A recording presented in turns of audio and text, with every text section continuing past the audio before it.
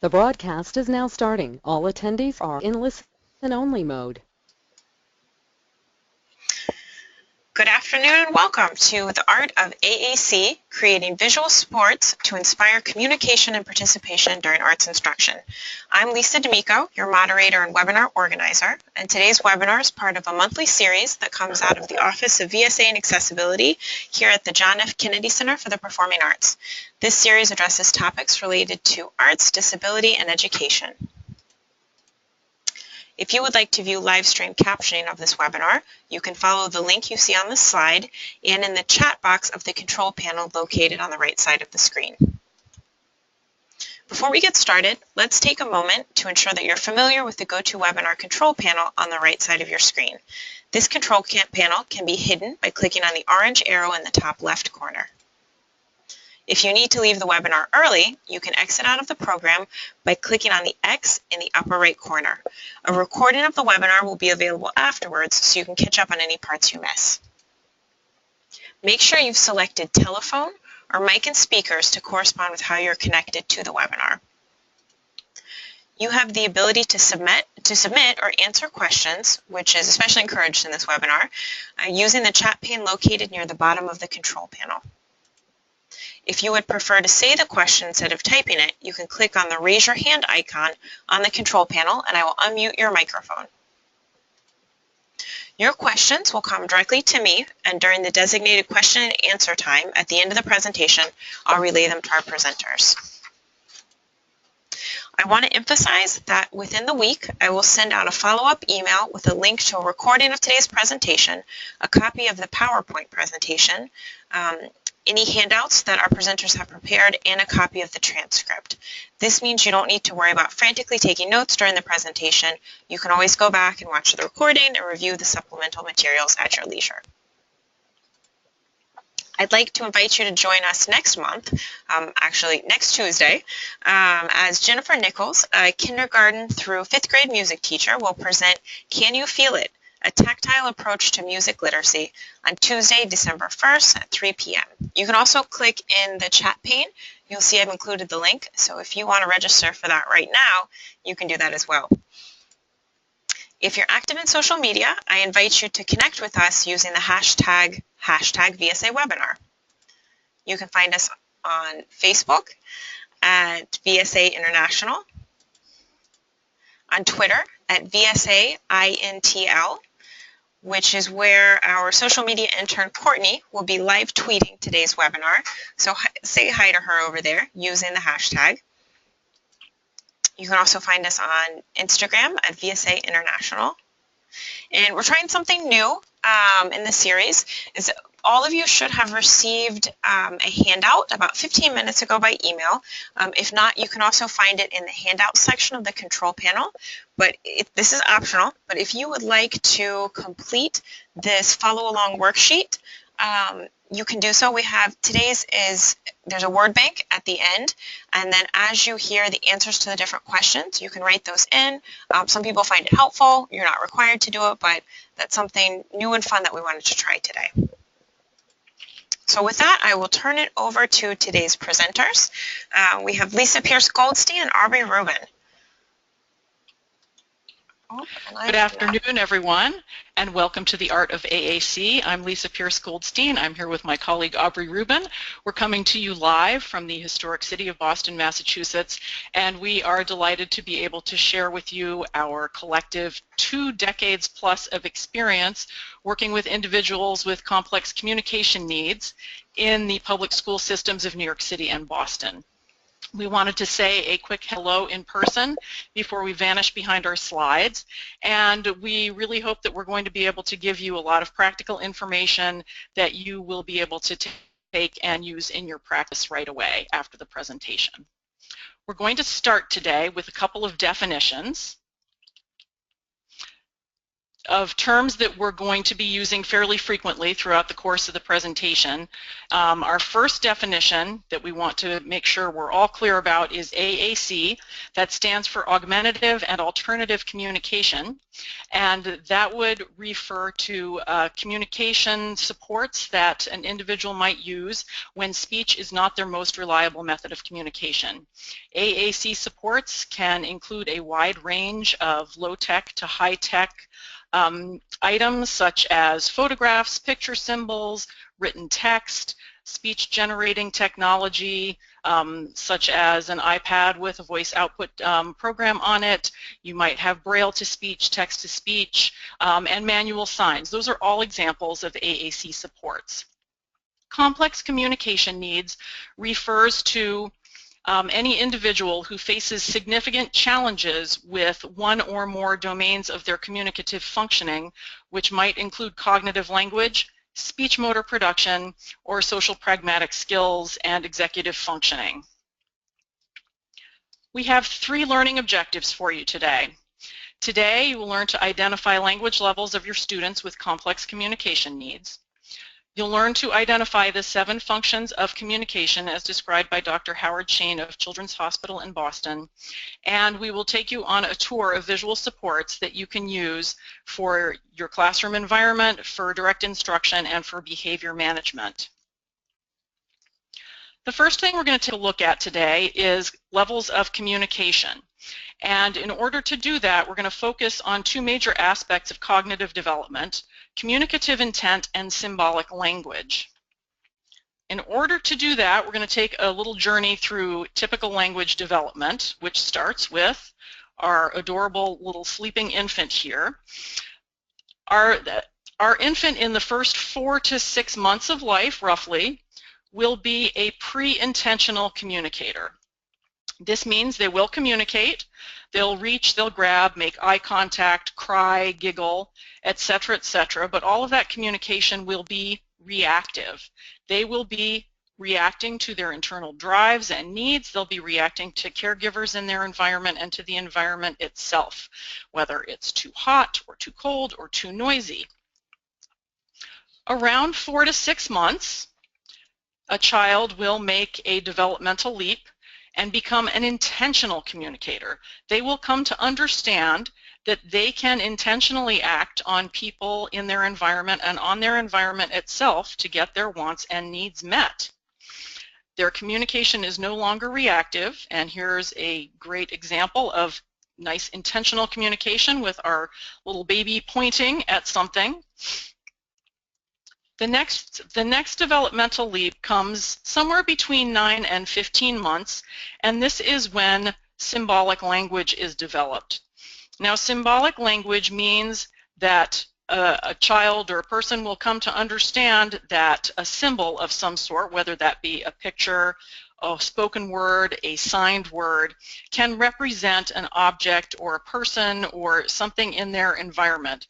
They will come to understand that when Dad says cup, it means that cup on the table. The child, if they're producing words, if they say ball, that they know that that means the ball down there.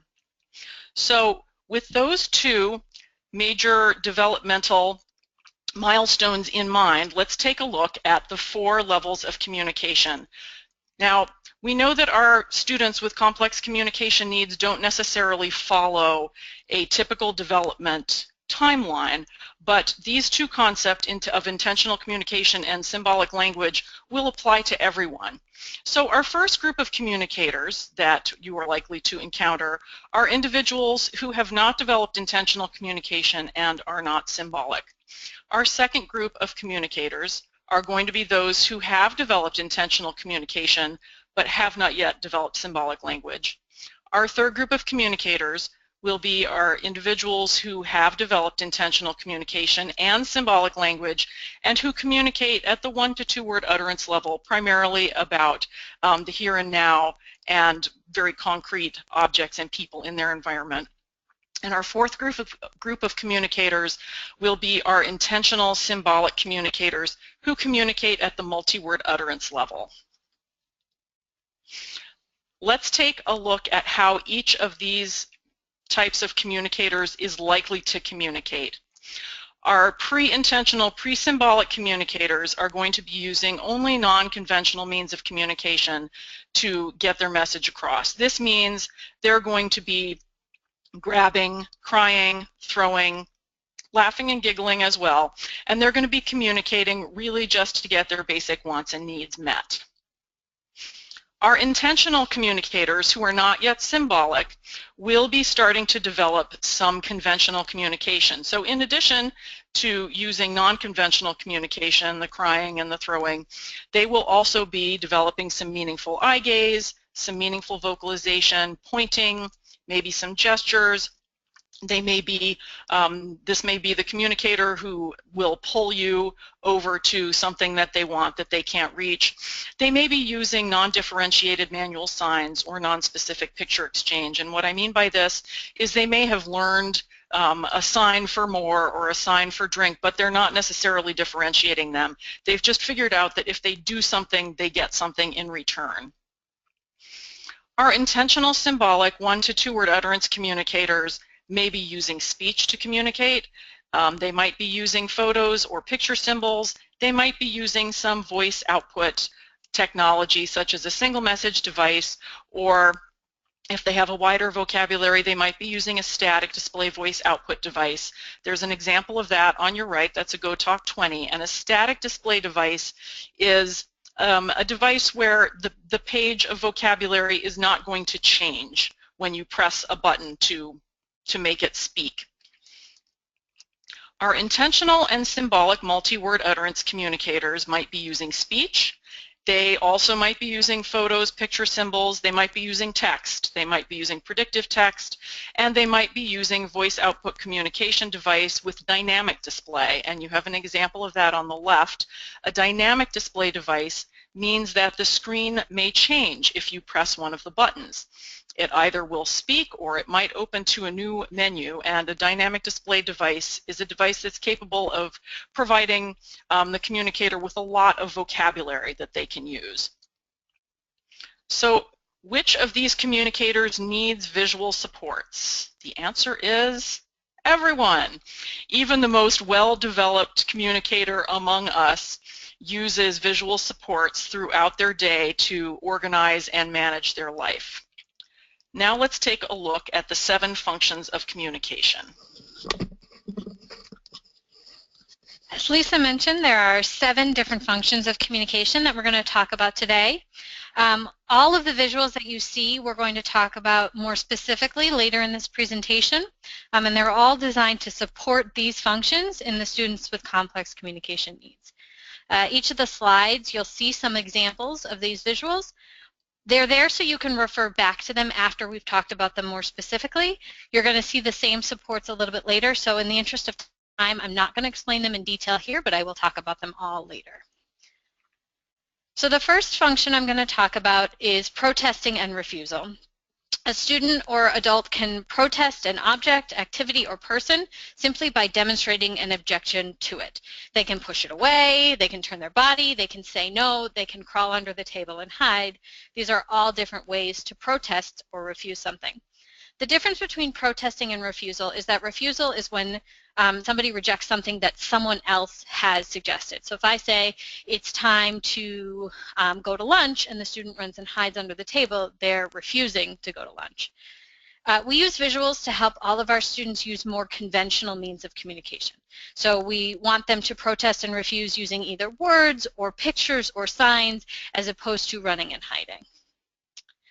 The next function of communication is organization and transitions, and this is often a forgotten function of communication because it's often the communication partner's responsibility to use these.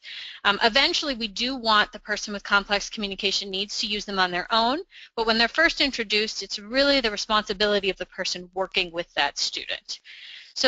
But even though we often don't think about this as a function of communication, it can be one of the most important to help your classes run more smoothly. It's really important to have organization and structure during your lessons, and visuals can help students with complex communication needs really understand what's expected of them, how long it's going to last, and what is coming next. And by simply visually reminding students of that, it can really make them much more active participants in what's happening in the classroom. A lot of our students have a really hard time transitioning between activities. They often don't want to leave something that they really like and begin something that they may like a little bit less. And visuals can really provide a very clear understanding of what is ending and what is coming next. It can decrease their anxiety. It also makes things very concrete for them so that they understand something's ending and something new is beginning.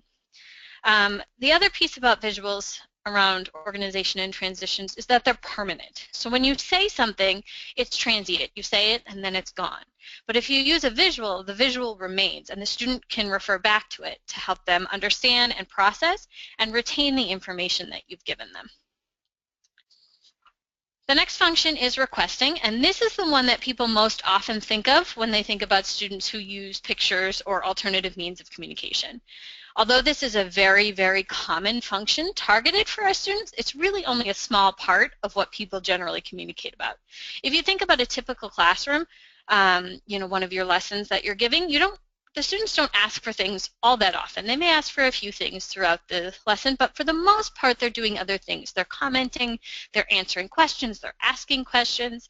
However, for our students who are learning to use other means of communication, we often start with requesting because it's meaningful. They can get something that they want, and it teaches them that pictures have meaning, or that words have meaning, or that signs have meaning. So it's often where we start, but we need to remember that it's only a small part of what we actually do in school. Again, we use pictures and other visuals to allow our students to use conventional means of asking for things. We want them to use a picture to ask you for the type of instrument they want, as opposed to guiding you to it and taking your hand. The next function I want to talk about is directives, and this is a very common function in the classroom. Teachers are always giving directions to students. There are 4 types.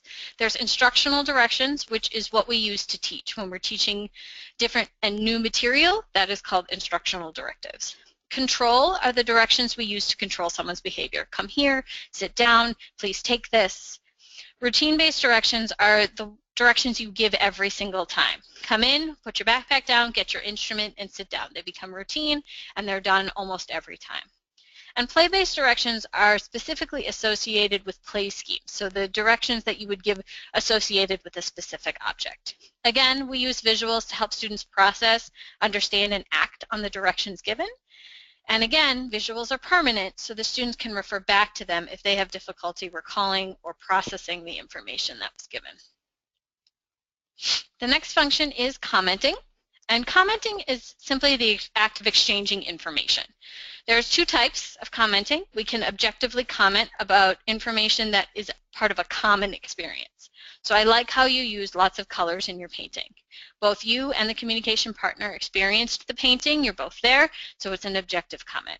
A subjective comment is about information that is unknown to the other person. I feel tired today. Again, visuals provide means for our less verbal students to share information. For our more verbal students, it may provide them with a cue that they need to make a comment, or provide them with the words that they may have difficulty recalling in order to make a comment. Questions. This again is a very, very common function in school. We ask a lot of questions. And questions are very, very difficult for students with complex communication needs. There's a lot of pieces that go into asking and answering a question. First, you need to understand that a question has been asked. Then you need to understand what type of question has been asked. Then you need to generate a response. Then you need to come up with a way to relay that response. And then you need to wait for the teacher to call on you to relay that response. There's a lot of pieces to that. So visuals can really provide a way for our students to have access to questions at all of those different steps.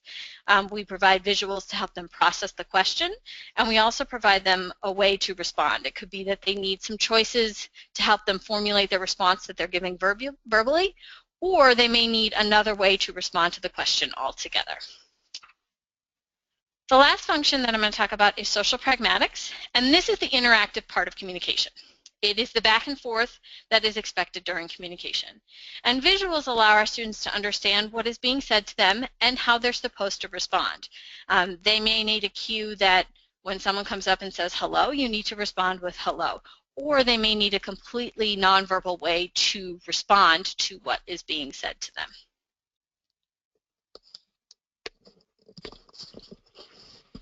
So now we have arrived at the moment you've all been waiting for. It's time to start our tour of the visual supports. We've grouped them into 3 categories. First, we have environmental supports. These are visual supports that you can put up in your classroom or on your cart if you're doing art or music or theater on a cart. We have instructional visual supports. These are supports that you can use for direct curriculum or skill instruction, and behavioral visual supports. And these are supports that you can use to help manage behavior and expectations in your classroom. We do have a couple of caveats that we want to give you before we start. The supports that we're going to show you will tend to be for individuals who have developed at least a little symbolic language. Not that you can't use them for students who are still emerging symbolic communicators, though it will take a little more creativity and teamwork to figure out things that are tangible for that group of individuals. And our visual supports do tend to be a little skewed towards music and visual arts. This is not because we don't really love dance and theater. We do. It's more a question of access and exposure. For example, I'm a musician, so that's what I know, and also in Aubrey's and my schools, we have art and music programs, but we don't have dance and theater programs. So all of the teachers of the arts that we were able to talk to and whose faces we were able to see were art and music teachers.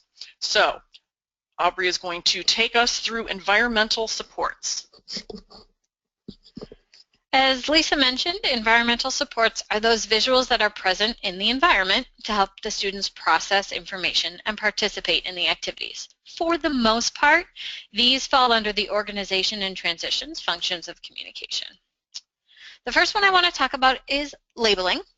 There are pictures and words that define where items are in the classroom. So as you can see on this slide, I have examples of pictures and words that could label different areas in an art room.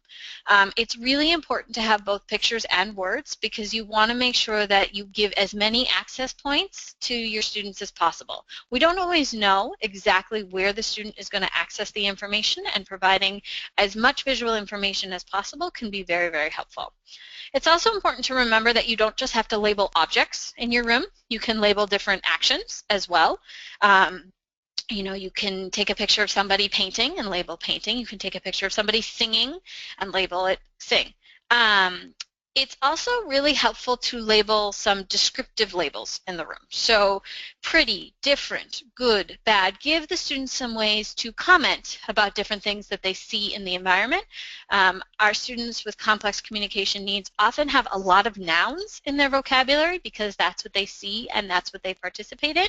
But we really want to work on expanding the different parts of speech that they use, so having verbs and adjectives around your room as labels can be very helpful as well. The next thing I'm going to talk about are visual sequences, and these are the steps that you need to complete a specific activity. It's a little bit different than a schedule because it's generally for a small activity that may happen within a larger activity or within a larger schedule. So the first one is a ring, and the type that you use, the type of visual that you use really depends on the level of your student. A picture ring is generally used for students who are just learning to use visual sequences because the picture disappears after you use it. After you flip the ring, it's gone. And so these students tend to have more emerging symbolic communication. So the student would do what is depicted on the picture. So for here, for example, they would get the glue, and then they would flip the picture to the back of the ring and do the sequence, the next picture in the sequence. This is an example of a horizontal sequence. So you can see they see all of the pictures as opposed to just one at a time, and this is what they would need to gather the materials they need to start making a card. The pictures can be removable, they can be static, it really depends on the level of the student. And you know, but this tells them exactly what they need to do before they can start the expected activity. You can also do the same sequence vertically. It really doesn't make a difference horizontally or vertically. It depends on the student. It depends on the layout of your classroom. And it sort of just depends on what you want it to look like and how you want it to function within your classroom. The next thing I want to talk about is a schedule. it's really, really, really important to have a visual schedule in your classroom. It really adds organization and structure. Not only does it tell your students what's coming, it reminds you what's coming next so that you stay sort of in your scope for the day. And it's really helpful for these students to know what's coming. The most important thing about a visual schedule is that you use it. You have to refer to it. It's not enough to just have it up in the room. You have to use it. At the end of each activity, make sure that you move the picture that they've just finished to the finished side, remove it to show that it's been completed. If you don't refer to the schedule, your students aren't going to refer to the schedule, and it's not really going to serve the purpose that you intended it to, because your students won't understand what it's there for.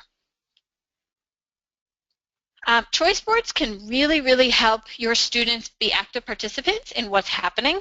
It allows them some control over their learning, and even our lowest functioning students can learn to make choices. You may need to use objects. Do you want the red crayon or the blue crayon while you're holding up a red or a blue crayon?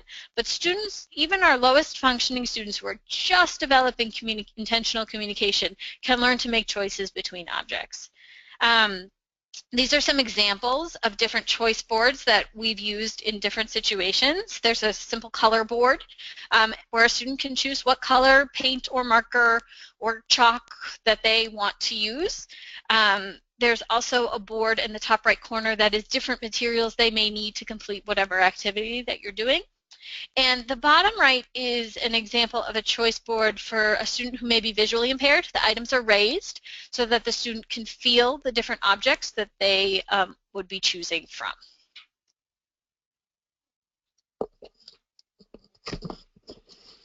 We're going to move on to instructional visual supports, and these are supports that you would use for direct implementation of curriculum or skill instruction.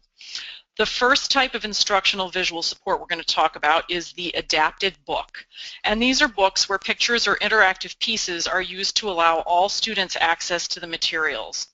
So I have two adapted books to show you. I'm going to give you a little context for the first book. I'm very fortunate to participate in a collaboration between the Boston Public Schools and the Boston Lyric Opera for implementing the Music Words Opera curriculum, which is a curriculum created by Opera America. It's a year-long curriculum, and it has two portions to it.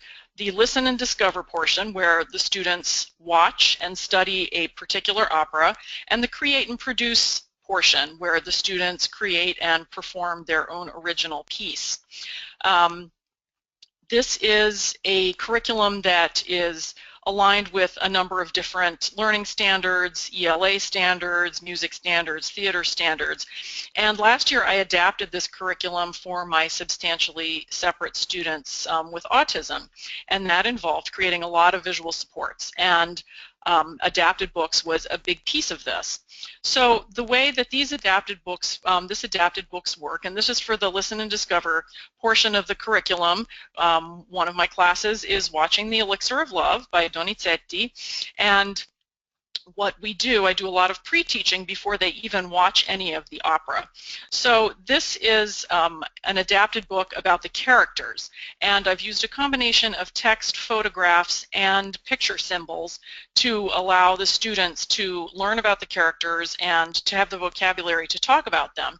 So you have a picture of the character Adina and pictures of 3 ways that she can be described. This is Adina. She is beautiful, she is rich, she can read. And the picture symbols are on the right as well. This is Nemorino. He is poor, he can't read, he is lovesick for Adina. These are all characteristics of these particular characters that are important to the plot and important vocabulary for the students to have. Now this the next couple pages are from an adapted book I created about Harry Belafonte, and who doesn't like to look and listen to Harry Belafonte? We study him and several other singers during February for a project on African American singers that I like to do each year. And for this adapted book, I created it with photographs from Google Images and text. I like to keep my adapted books to 10 pages or less, and I keep it a sentence or two on each page and just very simple bullet points about the individual's life or about the plot of whatever they're going to be looking at. So it gives a little bit of information about his birth. He was born in New York City in 1927 with a picture of New York City around 1927. He spent his childhood with his grandmother in Jamaica, where he learned about calypso music. So adapted books, and what I'm going to show you next, topic boards that are connected to the adapted books, are really useful if you're going to be working on anything to do with English language arts standards, narrative skills, identifying story grammar markers, and if you want to, as an arts instructor, teach something historical about your particular discipline, history of dance, art history, music history. So topic boards are visuals that provide vocabulary that's specific to the current topic of communication, of conversation. And here is a communication board that is meant to go along with the adapted book about Harry Belafonte. It contains a lot of vocabulary that came from the book, and it allows the students to follow along with the book. So I might be showing the book on the smartboard or projecting it at the front of the room, and they have all the vocabulary in front of them. And here's a topic board that is meant to go along with the Elixir of Love unit. This is a topic board that would go along with a book about the first part of Act 1, and has the characters on top, and it has a lot of vocabulary that's important to the plot. So we're going to look at a few more topic boards. These are activity-based topic boards, and these go with specific art or music activities. As we said earlier, just because these are art and music, all of these visual supports are very flexible and can be used really for any topic. So if you want to use these structures for dance or theater, they are absolutely usable for all of those. So this is a board that I use with an iPad app called Music, M-U-S-Y-C, and the app itself is a series of shapes that you can choose that make different sounds. And the app allows you to change the volume, change the speed, pause it, make it go again. So this is a board that allows students not only to interact with the app, but to work on a nice collection of paired concepts that show up both in language and in music: stop and go, fast and slow, loud and quiet, high and low. Here's a topic board for art. And you might see that this is color-coded. A lot of our supports that we've shown you so far are color-coded. And let me explain a little bit why we use that and how it works. This particular color coding system is by Emily Rubin, and there are a couple of different color coding systems. I think Carol Goossens is the other very famous one. And the color coding is used to delineate different parts of speech. So as you can see, the subjects are in red, the actions are in green, the describing words and adjectives are in blue, the objects are in yellow, and all those other words and phrases that you don't quite know what to do with get done in pink or purple. And the reason that we do this is to help students develop longer utterances. So you may have students who are really adept with the nouns, as Aubrey mentioned earlier, and you want them to start putting a couple of words together. So this is a good way to model. You'd start by modeling it, pointing to the different pictures. I draw with a red marker. It's just a nice way to organize it. And you don't have to use the color coding system. If you do use a color coding system, I would suggest that you make sure that the color coding system you're using is consistent across the school, because it can be confusing for students to have different color coding systems when they go to different places.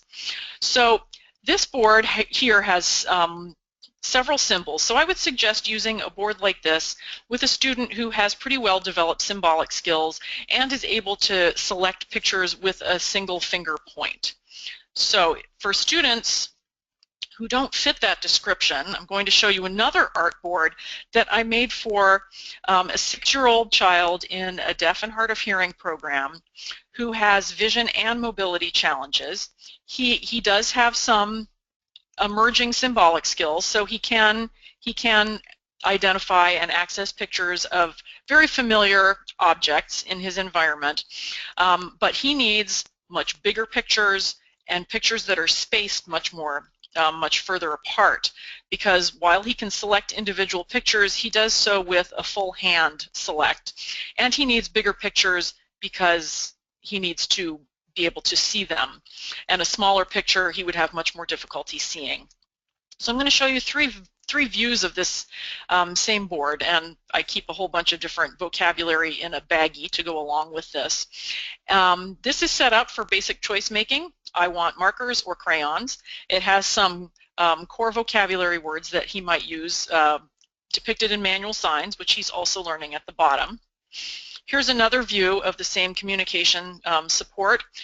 This one can be used for choice making, choosing which color you want. It can also be used for answering basic WH questions or color identification. Is this red? Yes or no? It can also be used for protesting and refusal. Do you want yellow? No, I don't. And here's a third view of this particular topic board set up to describe an attribute of an object. I want the yellow crayon. So we're going to talk about core vocabulary for just a minute or two. Core vocabulary is something that has really gained a lot of steam and on which there's a large body of research that's really become very big in the last 5 to 10 years in the world of speech pathology and communication. And core vocabulary refers to those words in our vocabulary that are usable across multiple environments. As opposed to fringe vocabulary or topic-specific vocabulary, which is vocabulary that you'd use only in one particular subject area. So, for example, if I was to say, I would like to do that, that is an example of a sentence made with all core vocabulary. You could use that to express a wish in multiple environments. However, if I said, I would like to dance the cha-cha, that would be an example of some core vocabulary, but dance and cha-cha are very topic-specific vocabulary. You wouldn't use that vocabulary at the bank necessarily, but you would in a dance class. Research shows that 80% of what we communicate is done so only with the 200 most basic words in our vocabulary. So here is a core vocabulary board. As you see up on top, it has those 5 vocabulary words that Dr. Shane suggests for use for protest and refusal, and all of the other words here are core vocabulary words. Something fun to do in your spare time is to take a core vocabulary board and see how many sentences you can create just using core vocabulary. Another instructional visual support that I love to use are quizzes or comprehension exercises that you can make with pictures. And this is something that also is part of the Music Words Opera curriculum. I spend a lot of time at the early part of the curriculum working on comedy and tragedy and introducing them to opera and what is opera. And as part of that, we watch The Rabbit of Seville, What's Opera Doc, and The Whale That Wanted to Sing at the Met, which are all great mini little opera cartoons. And one of them is a comedy and 2 of them are tragedies. And this is an example of a closed exercise or forced choice quiz. The Rabbit of Seville is and they get to choose between comedy or tragedy. The Whale That Wanted to Sing at the Met is a comedy or tragedy. Here's another visual comprehension exercise, an instrument sort. I have 3 classes of instruments, and the students would simply demonstrate their understanding of different music families, different instrument families by sorting the instruments into the different categories. Song sheets. This is great for lyrics or for dialogue, for all of you theater people, as well as people who work with vocal music. And this is when pictures accompany the text for clearer understanding by individuals with literacy challenges or just by individuals that find pictures a meaningful way of connecting with the text. So here is a song, part of a song sheet that I created for Let It Snow. And we know that that's coming up very soon as the snow will descend on us. Scene and element cues. These are really useful for motor, for anything with motor and movement. So a scene cue is a digital picture that depicts action expected. This would be really useful not just for dance, but for instrument fingerings, for staging. And that goes along with an element cue, which is pictures that represent each word in the direction. So here you see our occupational therapist friend doing the downward facing dog, and each picture has the vocabulary that describes the movement in the picture. Here's another scene cue that I put together after talking to our art teacher, and she expressed a wish that that she would really like to work on actual technique with materials with students, and one of the things that she really wanted to work on was proper glue use, because a lot of the students in her classes really don't know how much glue to use. So using digital photographs, I created a scene cue that shows what is too much glue and what is just the right amount of glue. So now we're going to talk about behavioral supports. I'm going to hand it over to Aubrey. Behavioral supports are designed to support students in using pro-social and appropriate behavior in different situations. And a lot of our students may use behavior that's appropriate in one situation but not appropriate in another. And so we use visual supports to help them understand what they're supposed to do. The first thing that we use often are scripts, and these are visuals that tell the student what they're supposed to do in a specific situation. Even if a student has verbal language, sometimes anxiety or word-finding difficulties may prevent them from using that language in a specific situation, and having a visual associated with that language can be very helpful. For students who don't speak, scripts can provide them with a way to participate in a situation. So this was a script that was designed for a student who was doing an audition. So the first picture tells them that they're supposed to come in and introduce themselves. Hello, my name is. And then they need to tell the people what they're going to do. So there were two choices. Either they were going to sing or they were going to play an instrument, and then the options of what instruments they were going to play. You know, students may know very well what instrument they were going to play, and then they get up there to do it and they get nervous and they forget, or they do something that we would deem inappropriate. So having this visual support there to remind them exactly what they're supposed to do, even though they've practiced it over and over again, can be very, very helpful. And then after their audition, they're supposed to say thank you. The important thing about scripts is that you have to practice them. You can't just give the student the script in the moment. You have to have practice using the script and practice using it in the situation they're going to need it.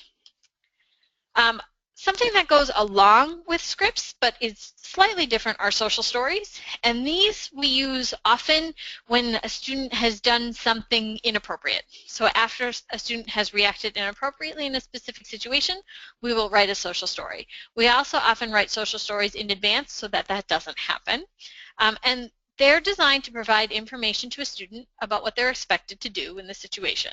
Okay, so there are three parts to a social story that you need to have. Social stories were developed by Carol Gray, and she has a lot of great examples on her website. The first piece of it is that you have to describe the situation so it's clear to the student. They need to know when they're going to use this specific behavior and this action. It's also really, really important to acknowledge what the student is already doing. Our students don't do inappropriate things for no reason. It's either the result of a misunderstanding or a certain need that they're trying to fill. They don't just do things to do things. So it's really important to acknowledge what they are trying to do. And after you've done that, you need to provide them with the information about what they're supposed to do. And this is really important. You need to provide them not only what they're supposed to do, but why. If we don't provide them with the why, they're probably going to make a similar mistake in a different situation. It's really good to use actual pictures of the student in the situation if possible, but it's not necessary. The example that I'm going to show you does not use any of our students, but it gets the point across very clearly. So here is a social story about a student who had band and who was reacting inappropriately to some of the things that were happening in band. I have band every day at 11. I love to play my oboe.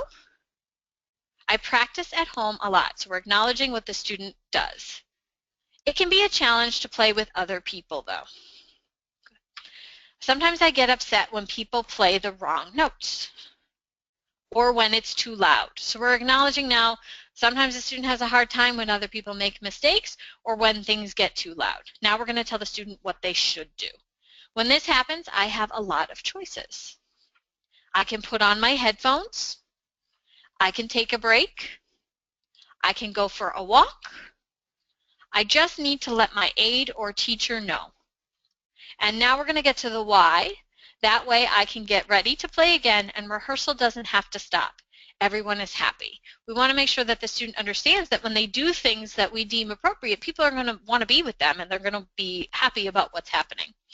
We also can use social stories to help a student develop a new schema for an unfamiliar activity. For example, if you're going on a field trip to an art museum, that may be different than, say, the Children's Museum where they've gone before. So at the Children's Museum, you can touch everything, but at the Art Museum, you can't touch anything. So writing a social story about what is expected at the Art Museum and what is going to happen to help them understand their day. We talked a little bit about classroom schedules and having classroom-wide schedules and that they can help organize your day. Some of our students may need individualized schedules to help get them through certain activities. It really depends on the level of the student what that schedule will look like. But basically what it is it's a visual. It can be written. It can be pictures that tells them what they're expected to do during a specific time period. So this is an example for a student who was expected to play 3 different instruments during music class.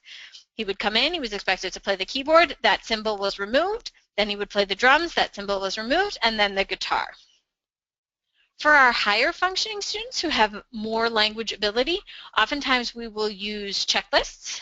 It's a little bit more what you would see a typical adult use. I write down everything that I need to do because I won't remember otherwise. So it's sort of like a daily to-do list, although we tend to make it a little bit smaller. So this is an example of activity to make a sparkle bottle, and these were the materials that the student needed in order to do that. So I gave the student the checklist. They got what they thought they needed. They checked it off. If they were missing something, they went back to get it. It's really important when you're deciding between a visual schedule or a checklist to keep the student's motor ability in mind. If a student can't hold a pen or a pencil to check off the items, a checklist is going to be more difficult for them, and you may want to do more of a visual schedule type support. Countdown boards. These are really important when you're transitioning between activities. They provide very concrete information to a student about what is expected. I'm going to tell you about 2 different kinds of countdown boards that we use. The first is as a student completes each step of an activity or a part of an activity, one of these flaps folds down, telling them how many more things they need to do before they get to do what they really want to do. So 8 more tries and you can play the music app. 7 more tries and you can play the music app. As they do each one, I fold down the flap. How much time between each fold down really depends on the level of the student and their focus and attention. The dot timer is one of my favorite visual supports. I have one with me everywhere I go because I always need it. So basically what it is it allows you to tell a student that something is going to change. So when the dots are gone, it's time to switch to percussion. I like the dot timer as opposed to an actual timer because you can control the amount of time. You can make it as long or as short as you need it to be. We always keep it in the positive. Instead of saying when the 5 dots are gone, keyboard time is over, we tell them what's coming next. So when the 5 dots are gone, we're going to switch to percussion. Now there are 4 more dots and then we're going to switch to percussion. As I say it, I remove one of each of the dots. First end boards are a very basic visual to indicate what's expected of the student. First, you're going to do your scales, then you can listen to let it go. First, you do what I want, and then you can do what you want.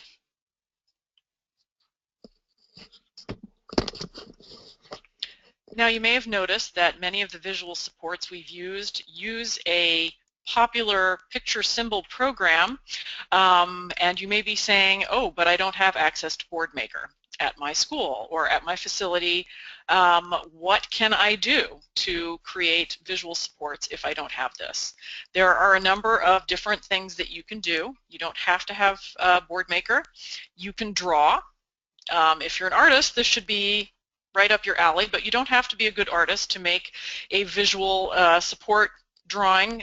If it's meaningful, stick figures work really well in a pinch, and if you draw something that worked well, you can actually go look for a photograph or get somebody to download a picture symbol for you. You can cut it. Cut pictures out of old books and magazines. Cut the picture off of a box that a toy or an instrument or an art supply came in. This is a good tactic to use with our students who have not developed solid symbolic skills. Like I said, using actual objects as opposed to pictures is really the way to go with our less symbolic students. You can click it. Google Images is such a great resource. There are so many pictures. I use Google Images all the time. Snap it.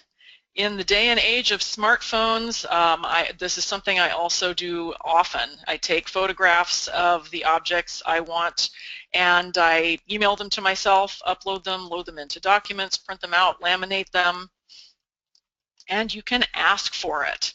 If you have a friendly neighborhood speech pathologist at your school or a teacher that has access to BoardMaker or another picture symbol program, ask for them to help you make materials. Personally, I can tell you that if a teacher of the arts came to me and said, I would really like to make some visual supports to make my class function with more communication, I would be thrilled. So hopefully that's a resource that you can also take advantage of. Here are some helpful websites. I won't go over each one of them right now, but at your leisure, please explore them. They're filled with lots of interesting, useful things. I'll call your attention to the one at the bottom, News to You and Symbolsticks. Symbolsticks is BoardMaker's competitor, so check them out. Here are our email addresses. If you think of questions after we've all signed off, please feel free to email us. And before we go to questions, I'd just like to take a moment to give a big thanks to the Kennedy Center for having us on this webinar this afternoon. I'm a Washington, D.C. native, so having anything to do with the Kennedy Center is very exciting. And we'd also like to give a big thank you to all of our friends and colleagues who are teachers of the arts who were kind enough to share with us pictures of their spaces, to allow us to interview them, to answer our questions, to allow us access to their rooms. We really, really appreciate all of the contributions that you made to this presentation. And so without further ado, I will hand this over to Lisa and we can take questions. All right. Well, thank you, Lisa and Aubrey. We're so excited to have you as presenters. So I'm going to ask all of you, the webinar attendees, to type in your questions and I will read them out to Lisa and Aubrey.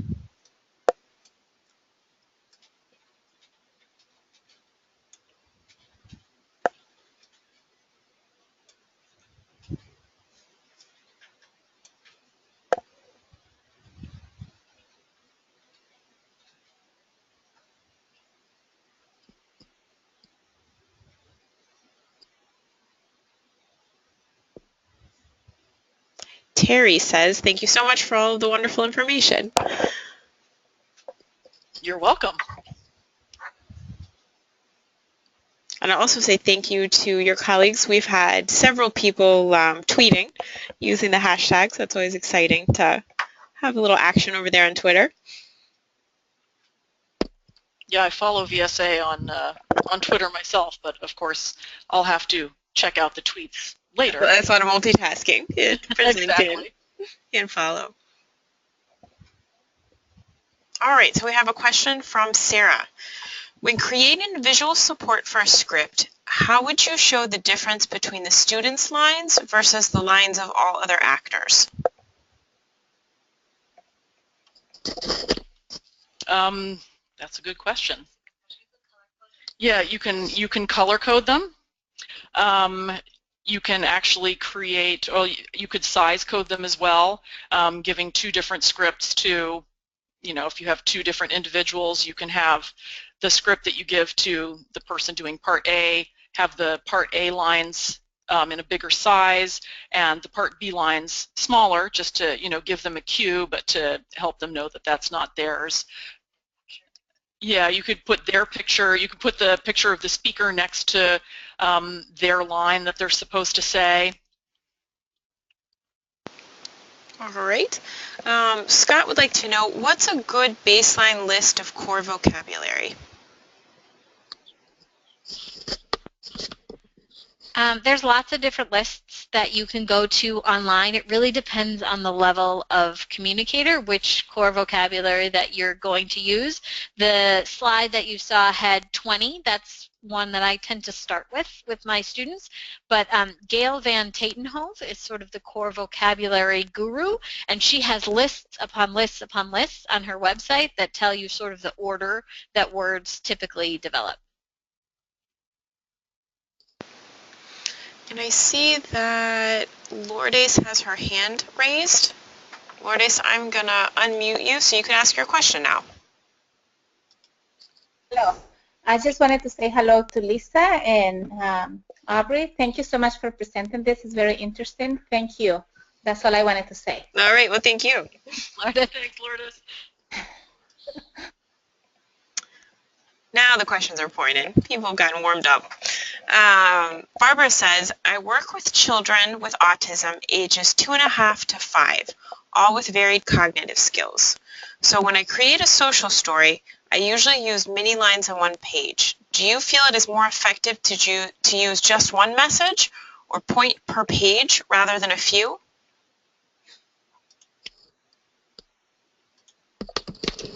I think that really depends on the student. Like I said with my adapted books, I do like to keep it, down fairly simple, one major point per page.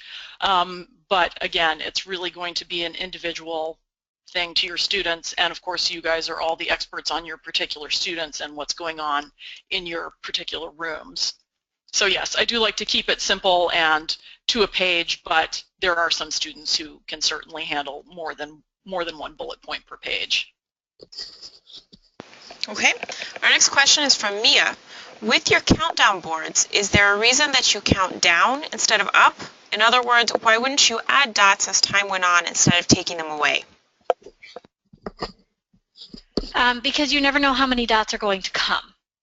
If you start at 10, you know that it's always going to end at 1. But if you're counting up, the student doesn't necessarily know that it's going to end at 10. The same with the dots. It's very clear that there are only going to be 5 dots, and when the 5 dots are gone, that's it. If you're counting up, you don't always know how many are going to show up. The other reason is a lot of our students use token boards, so when they're working for a specific item or action, they have to earn 5 stars or check marks before they get that item, and we want it to be different than that. We don't want them to have to feel like they're earning their dots. This is just something to let them know that something is ending. And it's sort of like using a kitchen timer. The kitchen timer counts down, not up. So those are sort of the reasons behind that.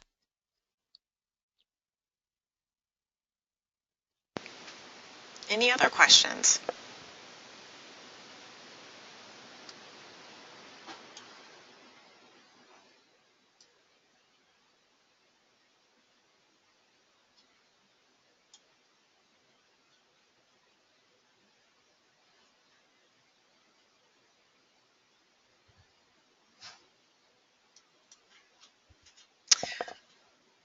Did anyone have questions they were unable to answer on the worksheet?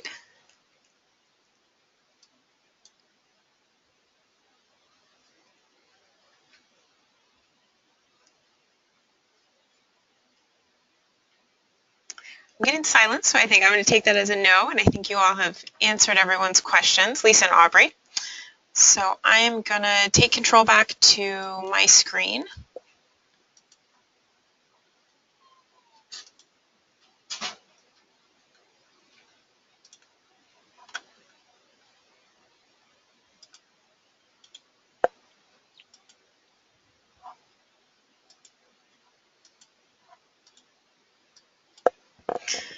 And with that, I would like to thank everyone for attending today.